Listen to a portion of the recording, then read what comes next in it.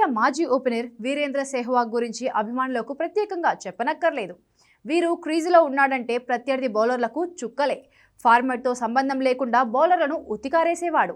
అతని బ్యాటింగ్తో world top బౌలర్లు కూడా నిద్రలేని రాత్రులు గడిపారు. అలాంటి సెహ్వాగ్ కూడా కొన్ని సందర్భాల్లో చాలా ఇబ్బందులు పడ్డాడు. తుది జట్టులో చోటు లేకుండా జట్టుతో పాటే ఉన్న సందర్భాలను కూడా ఎదుర్కొన్నాడు.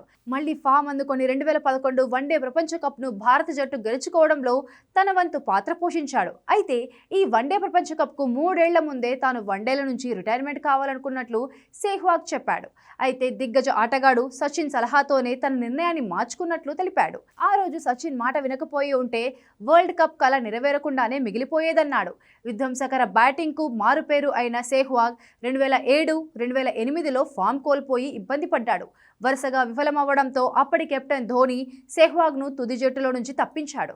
ఆ సమయంలో సీనియర్ ఆటగాళ్లంతా ధోనీకి వ్యతిరేకంగా ఉన్నారని ప్రచారం జరిగింది. ఆ సమయంలో తాను ఎంతో బాధపడినట్లు సెహ్వాగ్ చెప్పాడు. జట్టుతో పాటే ఉన్న ఫైనల్ 11లో ప్లేస్ లేకపోవడంతో వన్డేలు ఆడడం అనవసరమని భావించినట్లు చెప్పాడు.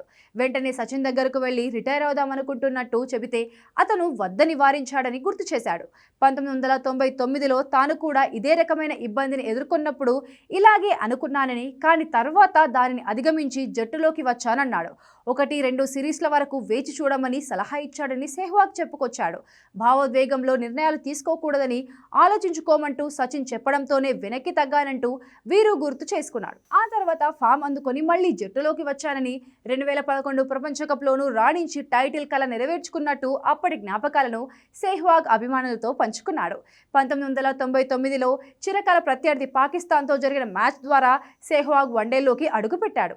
సెహ్వాగ్ తన కెరీర్లో 251 వన్డే మ్యాచ్లు, 104 టెస్టులు, 19 టీ20 మ్యాచ్లు ఆడాడు. వన్డేలో 8273, టెస్టులో 49.3 సగటుతో 8586 పరుగులు చేశాడు.